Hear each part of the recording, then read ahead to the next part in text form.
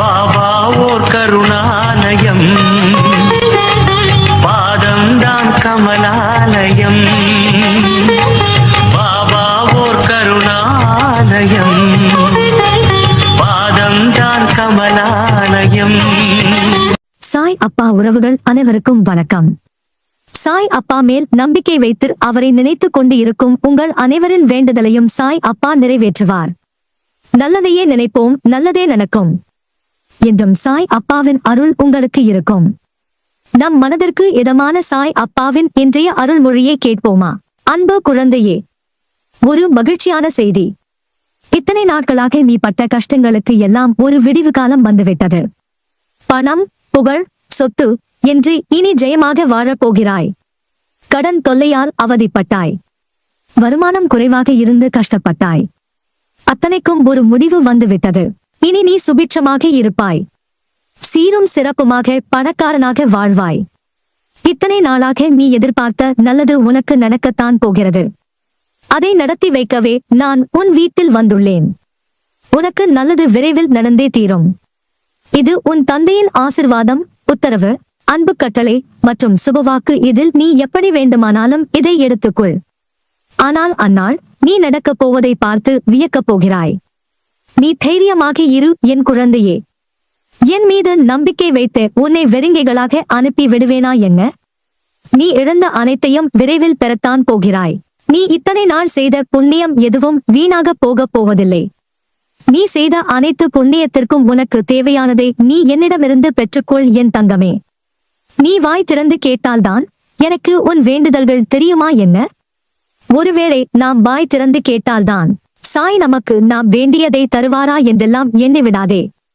நீ என்னை முழு மனதோடு நம்பி எப்படி கேட்டாலும் நான் உனக்கு அதை தருவேன். அடுத்தவர்கள் முன்னால் இனி நீ தலை நிமிர்ந்து நடப்பாய். உன் நண்பர்களும் உறவினர்களும் உன்னை பார்த்து வியக்கப் போகிறார்கள். அந்த அளவுக்கு நீ சுபீட்சமாக இருக்கப் போகிறாய். உன் ஆசைகளும் எண்ணங்களும் நான் அறிந்து கொண்டுதான் இருக்கிறேன். உன்னுடைய மனதில் நீ நினைப்பது, உன்னுடைய எல்லா செயல்களும் நானாகவே இருக்கும் பட்சத்தில் உன்னுடைய எண்ணங்கள் எனக்கு எப்படி தெரியாமல் இருக்கும்? நீ யாரையும் சார்ந்திருக்காதே என் குழந்தையே.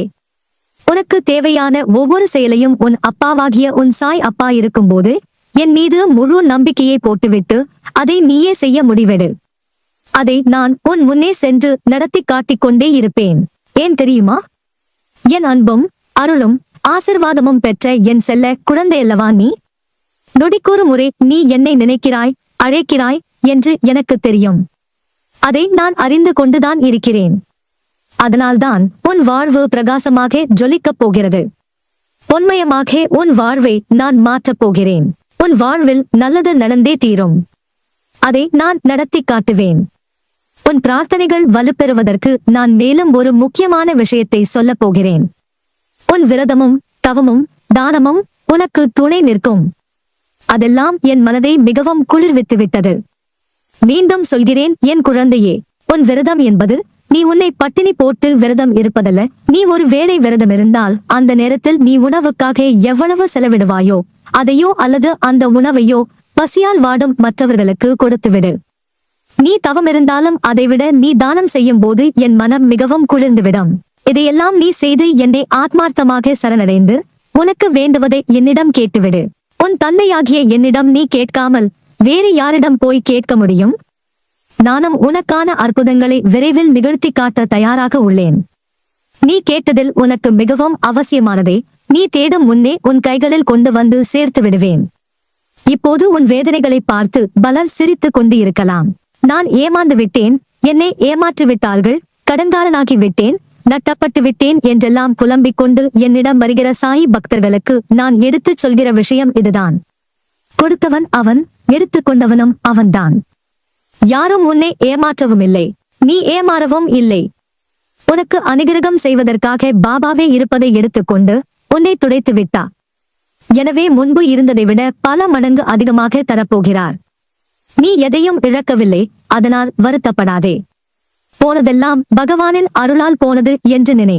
வாழ்க்கையை இன்றுதான் புதிதாக ஆரம்பித்தாக எண்ணி பாபாவின் துணையோடு தைரியமாக மீண்டும் களத்தில் இறங்கும். இப்போது வருகிற முன்னேற்றத்தை யாரும் தடுக்க முடியாது. உன்னிடம் ஒன்று பிடுங்கப்பட்டால் அது 10 பெருகி உன்னிடமே திரும்ப வரும். நீ இதுவரை அனுபவித்த சித்திரவதைகள், வேதனைகள், துன்பங்கள், துயரங்கள், அசிங்கங்கள், அவமானங்கள் என் நெஞ்சை பிழிகிறது. மற்ற எல்லாவற்றிலும் நாம் கேட்டதை கொடுத்தார். ஆனால் இந்த ஒன்றில் மட்டும் வருடக்கணக்கில் காக்க வைக்கிறாரே என நம்பிக்கை இழக்காதே. எல்லாம் இப்படியே இருந்து விடும் என்று எண்ணிவிடாதே. உனது வினைகளெல்லாம் முடியும் தருவாயிலும் அது எப்படி அப்படியே இருக்கும்? இனி அப்படி இருக்க விடமாட்டேன். என் ஆசிர்வாதம் இப்போது உனக்கு கிடைத்துவிட்டது.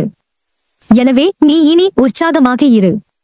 நீ நீண்ட வருடங்களாக ஏங்கி வேண்டி நின்றது மிக விரைவில் உன் கையில் வந்து விழப்போகிறது. உன்னை அதற்கு தகுதியாக்கிவிட்டேன். என்னை சர்வ சாதாரணமாக நினைத்து விடாதே. அனைத்தும் அறிந்தவன் நான். நீயாக என்னை தேடி வரவில்லை, வரவும் முடியாது. நான் தான் உன்னை என்னிடம் வரவைத்து என்னிடம் லயமாக்க வைத்தேன். என்னிடம் வந்தவர்களின் கஷ்ட காலங்கள் எப்போதோ முடிவுக்கு வந்துவிட்டன. இப்போது உனக்கு கொடுத்து கொண்டிருப்பது எல்லாம் ஏற்கனவே தீர்மானிக்கப்பட்ட வெறும் கடைசி நேர இறுதிக்கட்டம்தான். அந்த இறுதிக்கட்டத்தில் என் பெயரை மட்டும் சொல்லிக் கொண்டு, என்னை மட்டும் நினைத்துக் கொண்டு எவ்வளவு பெரிய சமுத்திரமானாலும் உன்னால் தாண்ட முடியும். அதனால் கலங்கிக் கொண்டிருக்காமல் என்னை நம்பி நம்பிக்கையோடு எழுந்து வா. எனது கண்களைப் பார். அனைத்தையும் புரிந்து கொள்வாய். உன்னை விழவைக்கவா என்னிடம் உன்னை வரவழைத்தேன்? உனக்கான நான் குறித்து நேரம் இப்போது வந்துவிட்டது. அந்த நேரம் விரைவில் உன்னை தானாய் தேடி வந்து உன் கையில் விழப்போகிறது. யூத், நீ ஜெயிக்கப் போகிறாய்.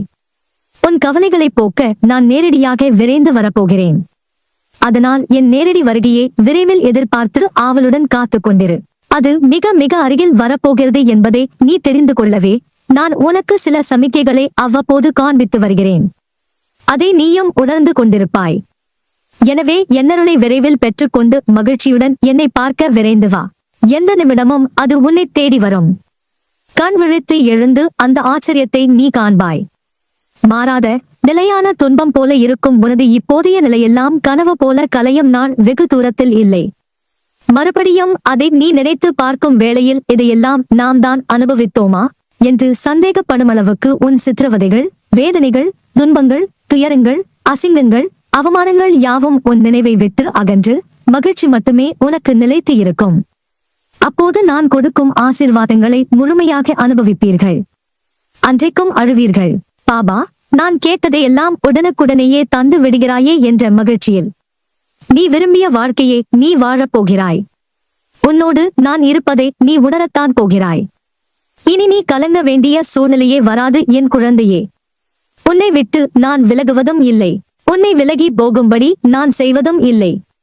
நீ ஜெயமாக நல்ல ஆரோக்கியத்துடன் எல்லா செல்வ வளங்களை பெற்று சீரும் சிறப்புமாய் நல்ல பெயருடன் நிம்மதியான மகிழ்ச்சியான வாழ்க்கையை பெறுவாய். உன் அம்மாவாக அப்பாவாக என்றும் உன்னை என் இருதயத்தின் கருவறையில் சுமந்து அரவணைப்பேன். அதனால் எல்லாம் சரியாகிவிடும். எதற்கும் அஞ்சாதே. உன்னோடும் உன் குடும்பத்தோடும் நான் என்ற உன் சாய்தேவா இருக்கிறேன். நல்லதே நடக்கும். நீ என் பரிபூரண அருளும் ஆசிர்வாதமும் அன்பும் பெற்ற என் செல்ல பிள்ளை.